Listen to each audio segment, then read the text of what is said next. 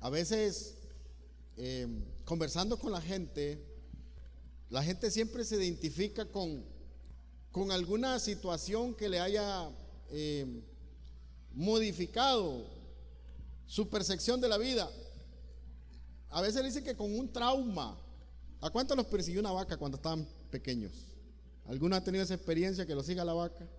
¿Ves? Uno se identifica y dice, sí, yo a mí me siguió una vaca. Sí. Entonces, hay algo que siempre nos va a suceder y nos va a marcar y nos va a dar identidad o va a modificar nuestra identidad. Y aquí dice el texto literalmente que el Señor Jesús le dijo a sus discípulos: ninguno, o sea, ni uno que poniendo su mano en el arado mira hacia atrás es apto para el reino de Dios.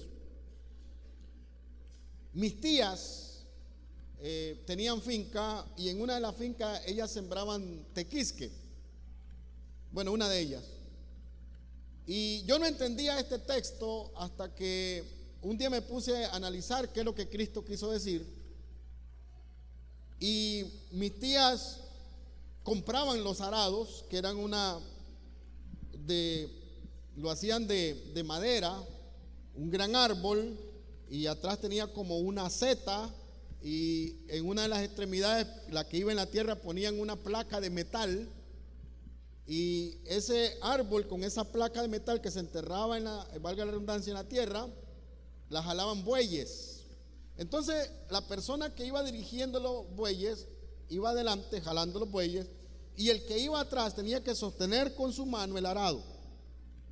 Y entonces los bueyes jalan y él sostiene el arado y sigue el surco. Y es cierto, si usted va en el arado y mira hacia atrás, el surco se le hace para allá o se le hace para otro lado, y usted se le puede dar vuelta incluso al arado y caerle encima a usted mismo. Y los bueyes, como van siendo guiados por otro, entonces ellos van a seguir avanzando y usted no va a ver, no tiene freno, para que me logre explicar. ¿Algunos de ustedes saben lo que estoy diciendo? Sí tienen. Ok. Esa tecnología del arado es una tecnología antigua, muy vieja, que ya ahora se usan tractores. Pero creo que el texto, el Señor está comunicando muy bien. En el tiempo de Jesús no era tanto con bueyes, sino que eran con caballos. Pero sea como sea, se logra entender, incluso hasta con gente misma. En unos arados pequeños, el que iba adelante iba jalando una o dos personas y el que iba atrás iba sosteniendo. Y aquí dice algo muy, muy, muy interesante. Dice: ninguno que poniendo su mano en el arado mira hacia atrás es apto para el reino de Dios. Y me llama la atención que la palabra apto tiene una P, no una C. No es apto de actitud, es apto de habilidad. Esa parte es curiosa, porque uno diría: no, cualquier persona que tenga el deseo y la actitud de servir a Dios en su reino va a poder. Pero este texto dice otra cosa, o espero no estar equivocado, y si me equivoco usted lo borra. Pero mire, lo que sí está diciendo con claridad es que hay un reino de Dios para el cual usted debe estar apto para servir. Eso básicamente es lo que Cristo está diciendo, que para servir al Señor, y le podemos agregar, debe tener aptitud y debe tener actitud, porque una persona que ha iniciado en este camino no debería retractarse.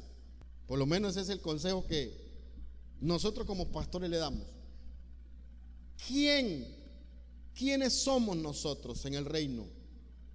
La Biblia habla de ángeles, habla de seres poderosos, de criaturas creadas por Dios para servir en su reino, de criaturas con tanto poder. En Apocalipsis se habla de un ángel que tiene un pie en el mar y otro pie en la tierra.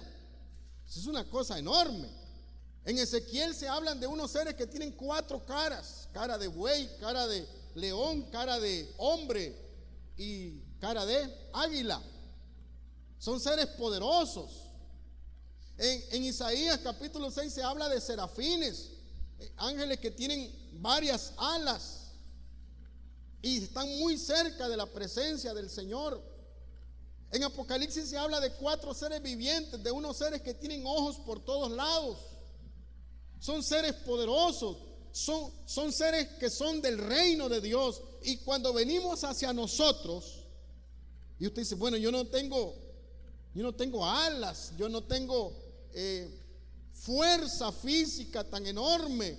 Y entonces uno comienza a preguntarse, ¿cuál será mi lugar en el reino de Dios? A veces nosotros cometemos el error de decir, yo hubiera sido ángel mejor, al rato me la hubiera jugado más.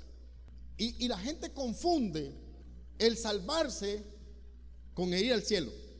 ¿Me está escuchando? Póngame atención porque de repente no me va a lograr entender. La gente confunde el ser salvo con el ir al cielo. Pastor, entonces si yo voy al cielo me salvo, y si me salvo voy al cielo. ¿Qué dicen ustedes? ¿Dónde estaba el diablo antes de ser el diablo? Y no se salvó. Más bien, ¿se da cuenta que ser salvo y estar en el cielo son dos cosas diferentes? Y por mucho tiempo yo me voy a salvar. Vámonos, hermano, adore a Dios, cante, aplauda, porque cuando el Señor venga vamos a estar por la eternidad alabando al Señor. Entonces uno se imagina que allá en el cielo va a haber un culto enorme. Ajá, la Biblia no enseña eso. Eso lo enseñamos nosotros. Usted va a ir al reino de Dios desde aquí, que ya empezó, hasta allá la eternidad, a servir al Señor. ¿Cuántos dicen amén? ¿Cuántos están cansados ya de servir al Señor? Hoy a Ariel le tocó correr para allá, para acá, y viene y va, los servidores limpiando, secando, y a veces yo ya estoy cansado, ya me voy a descansar, mejor llévame, Señor. Yo sé que esta palabra le va a modificar a usted su manera de pensar. Si usted va a entrar al cielo, porque lo va a lograr, va a ser para servir a Dios por la eternidad. Mire, hermano, el reino de Dios no es cuando usted se muera y llegue a otro lugar. No, el reino de Dios comienza aquí, ahora. Hoy mismo el reino de Dios está presente en este mundo. La Biblia lo enseña, Cristo lo acaba de decir, léalo de nuevo, Lucas 9:62. Ninguno que poniendo la mano en el arado, no es que dice que usted lo vaya a poner en otro tiempo o en otra época, no, ninguno que poniendo hoy su mano en el arado mira hacia atrás es apto para el reino. El Señor está hablando de un reino aquí, ahora. Pero si todavía no está como muy convencido, vamos a leer la escritura. ¿Quiénes somos? Número 1, 2 Corintios 5:20, usted lo lee. Dice la escritura, honrando al Padre y al Espíritu Santo. Amén, ¿ya lo encontraron? Así que somos, ¿qué somos? Embajadores en nombre de Cristo. Como si Dios rogase por medio de nosotros, os rogamos en nombre de Cristo, reconcíliense con Dios. ¿Qué es un embajador? Es un agente diplomático, alguien que representa algo, un reino, un gobierno distinto. Usted dice, yo soy funcionaria del gobierno, yo represento el gobierno de Costa Rica. Excelente, pero la iglesia representa el reino de Dios. Es un nivel más alto. Yo represento el colegio, yo represento la escuela, yo represento la universidad. Claro que sí, con los hombres, en los hombres, pero en el mundo espiritual usted representa el reino de Dios. Y aquí viene la pregunta: ¿cómo está representando usted el reino de Dios? Un reino fuerte, un reino que conquista, un reino que se impone, un reino que pelea por sus intereses, o está representando un reino débil, un reino frágil, un reino donde su monarca no tiene autoridad suficiente, porque pareciera que sus súbditos no le obedecen. ¿Cómo representa usted el reino de Dios? Cuando usted entra a una casa a visitar una familia, los seres espirituales que están afligiendo a esa familia, en el acto inmediato que te ven, dice: ay, con este no se puede, aquí hay que salir en carrera. Usted representa un reino poderoso. Dijo el Señor: las puertas del infierno no prevalecerán contra la iglesia. Y fíjense que cuando yo leí ese pasaje de la Biblia, yo lo leía y lo entendía de esta manera: que yo, como ser iglesia, el enemigo se iba a levantar contra mí, iba a pelear contra mí, pero no me iba a lograr vencer porque soy la iglesia, y entonces no me iba a lograr destruir. Pero un día me puse a leer el pasaje bien y lo volví a leer y lo volví a leer y descubrí algo que me asustó. No dice que las puertas de la iglesia prevalecerán contra el infierno. Es al revés. Cuando usted comienza a avanzar, cuando usted comienza a crecer, cuando usted comienza a servir, cuando usted comienza a operar en el mundo sobrenatural de Dios, las puertas del infierno son las que no van a prevalecer contra la iglesia. O sea que usted va a avanzar, usted va a derribar y usted va a vencer. ¿Lo dice o no lo dice el texto? Usted puede leerlo. Mateo 16:18 dice que las puertas del infierno no van a aguantar. Cuando usted le meta una patada a esa puerta, se la va a apiar. No dice que es al revés. Sí, no es el infierno el que va a patear la iglesia. No, es la iglesia la que va a patear el infierno. ¿Me está escuchando? No es que usted va a esperar que los demonios lo ataquen a usted. No, es que usted, cuando usted comienza a alcanzar el propósito de Dios en usted, usted va a derribar con el poder del Espíritu Santo todo aquello que está impidiendo que usted sirva a Dios. Si usted no lo sabía, hoy lo sabe. Las puertas del infierno no prevalecerán contra la iglesia.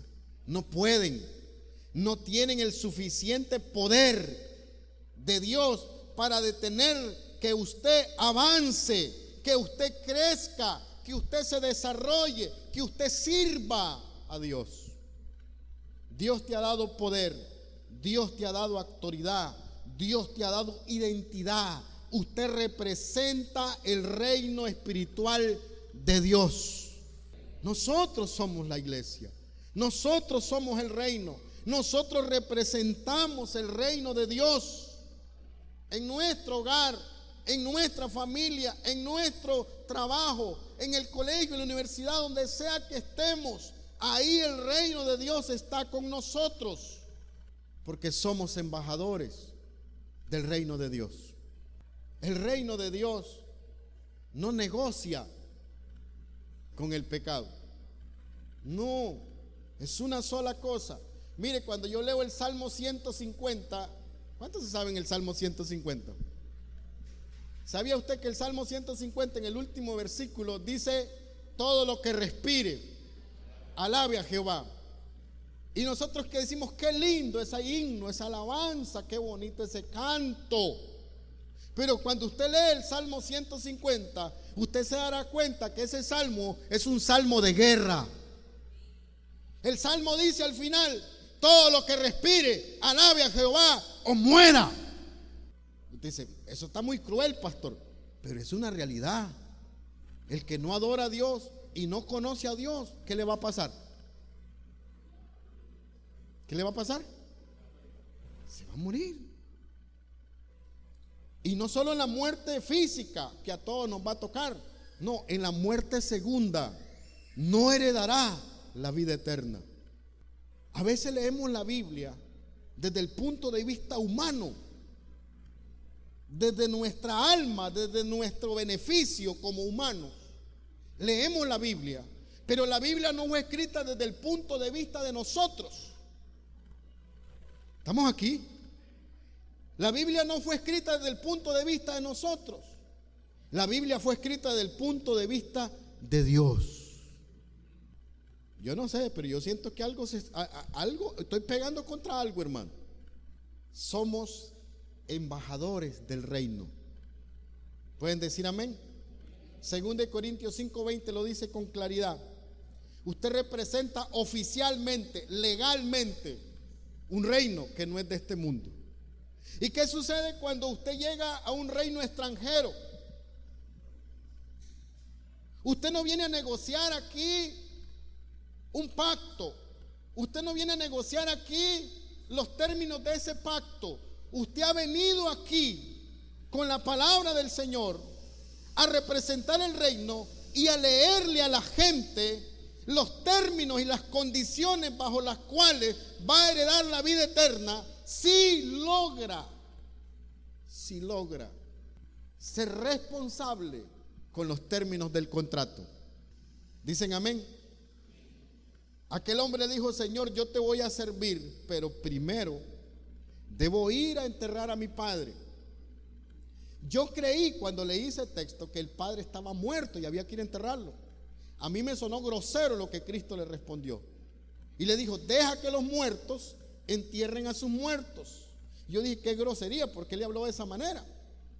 Luego entendí que él, al ser un hijo mayor, según la ley de su tiempo y de su época, tenía que esperar que su padre muriera para él heredar su parte, y luego que él heredara y le quedara su dinero, él entonces hacía los fúnebres a su padre y podía ir a servir al Señor ya con dinero en la bolsa.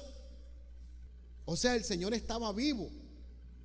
Le pudo haber faltado un año, 15 años, 20 años, 30 años. Con razón el Señor le dijo: deja que los muertos entierren a su muerto y tú ven y sírveme. ¿Pueden decir amén? La pregunta aquí es: ¿qué tanto conoce usted al jefe mayor de su estado? Porque usted hoy no representa el estado costarricense, usted representa el gobierno de Cristo. ¿Pueden decir amén? Ahora, si usted es funcionario del gobierno, pues usted tiene dos representaciones, dos nombramientos, que excelente. Pero usted tiene uno que está por encima del otro. Y el gobierno que usted debe representar, bueno, ya quitamos la bandera. El gobierno que usted debe representar, aparte del que tenemos aquí, es el gobierno de Cristo. Y el gobierno de Cristo y los términos de su gobierno están por encima de los gobiernos humanos. Por eso se llama Rey de Reyes y Señor de Señores. Usted representa un gobierno que está por encima de los gobiernos del hombre. ¿Pueden decir amén? Por eso cuando usted ora, no sé si lo ha percibido, pero cuando usted ora, usted percibe que hay un peso sobre nuestros hombros. Viene una llena, se mete el barro y el agua a la casa, y la gente no cristiana está así viéndonos. A ver qué cara vamos a poner. Y con la mirada te lo preguntan: ¿dónde está tu Dios?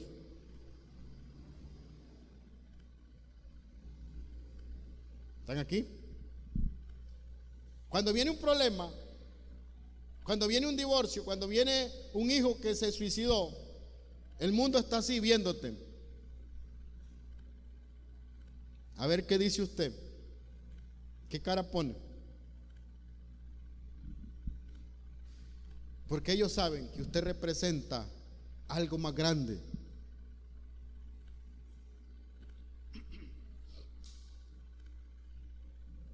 ¿Pueden decir amén?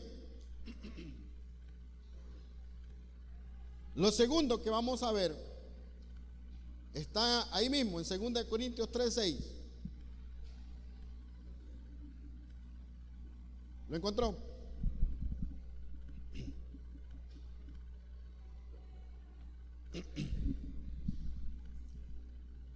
El cual asimismo nos hizo, es ahí, ministros competentes.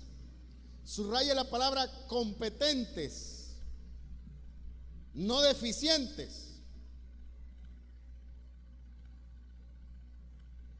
¿Ministros cómo? No deficientes. Ministros que saben lo que deben hacer. ¿Se da cuenta?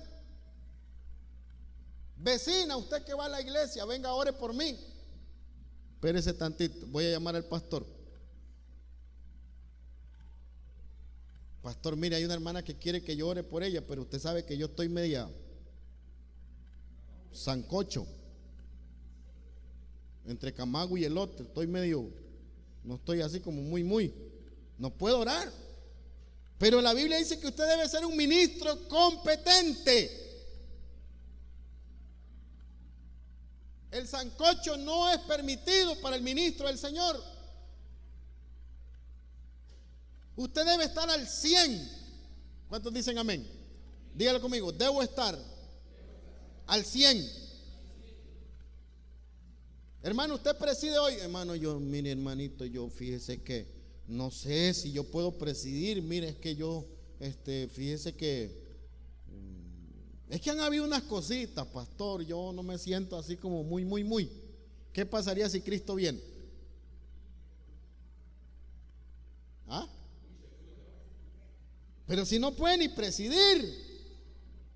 O sea, no tiene la capacidad espiritual para pararse aquí delante de nosotros que comemos arroz y frijoles. ¿Qué continuar pararse ante aquel que es santo en todo el sentido de la palabra? Dígale que está a su lado, no nos engañemos. El ministro del Señor debe ser competente. Pastor, entonces si no presido no me salvo. No estoy hablando de eso. Si usted no preside porque no puede, porque no sabe o porque le da vergüenza, es una cosa distinta a que usted me diga: yo no presido porque no me siento en una condición espiritual correcta para pararme ahí. Si usted no se siente en una condición correcta, en comunión con Dios para orar por otra persona, no se engañe. Yo le voy a decir como pastor: sea usted un ministro del nuevo pacto competente, que entiende cuáles son sus responsabilidades con Dios.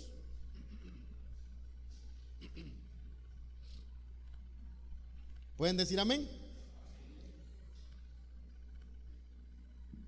El mundo espiritual de Dios es amplio, es enorme, es grande.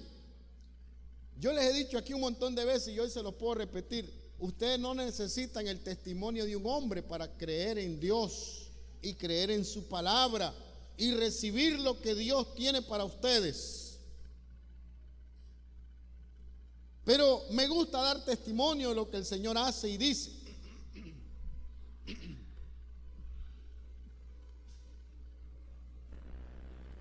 Pero de igual manera les repito, ustedes no lo necesitan. Ustedes tienen la palabra del Señor, tienen el evangelio. Pero estaba orando por un señor, Aburto, un anciano maestro de la iglesia, muy ancianito, y se le juntó todos los males y fue a parar al hospital. La hermana que lo cuidaba me dijo: pastor, ayúdeme, vamos a Limas a pedir la caja.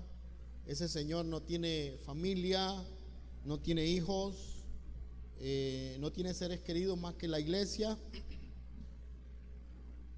y yo lo veo muy malito. Entonces fuimos, hablamos con el Limas nos regaló la caja para enterrarlo,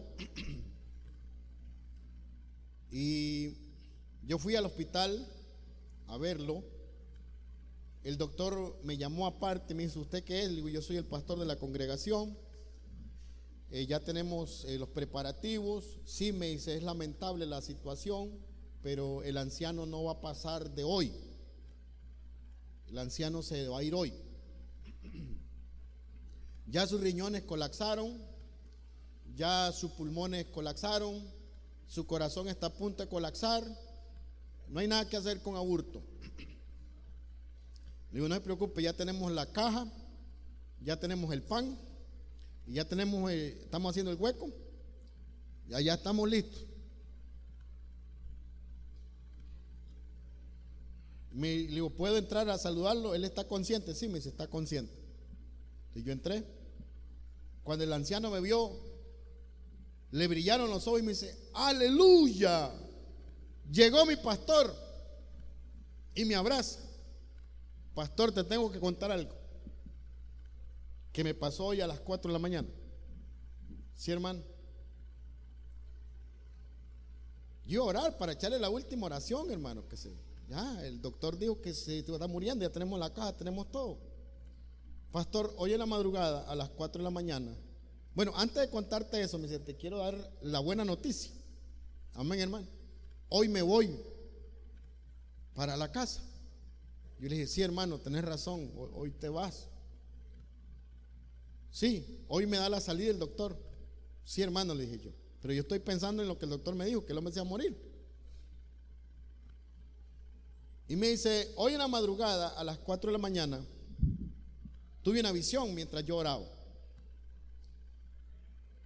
Estaba orando y de repente me encontraba en el patio de la iglesia, en el lote. Y miré que descendieron 2 ángeles y extendían sus alas. Y en las puntas de sus alas tenían como fuego, como llama. Y uno le dijo al otro, vamos al templo a ver quién está ahí orando.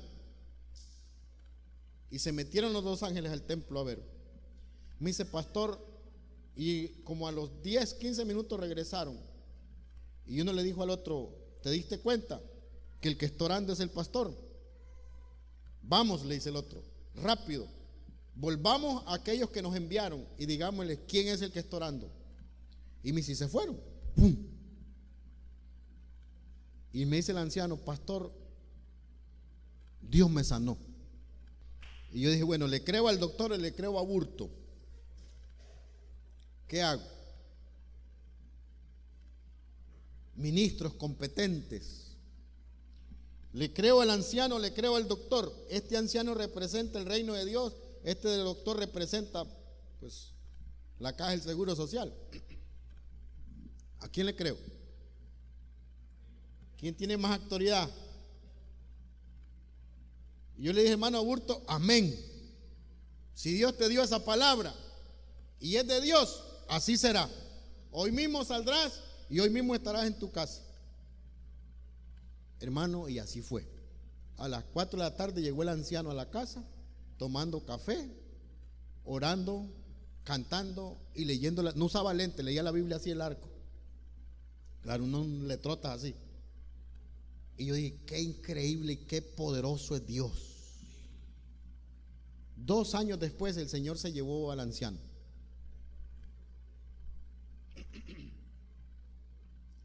El reino de Dios tiene reglas, tiene leyes. La física, tenemos leyes de gravedad, entre otras, la inercia, la velocidad, el tiempo, etcétera. Pero en el reino de Dios tenemos otras leyes. El desconocimiento de las mismas nos va a meter en problemas. Y el conocimiento de esas leyes y el operar en esas leyes nos va a traer bendición. Voy a decirlo de nuevo. El mundo natural, este mundo físico, tiene leyes bajo las cuales este mundo opera, la ley de la gravedad, la ley de la inercia y etcétera, etcétera. Pero el mundo de Dios tiene otras leyes que el desconocimiento de las mismas nos va a hacer incurrir en errores y el conocimiento de ellas nos va a hacer alcanzar la bendición de Dios.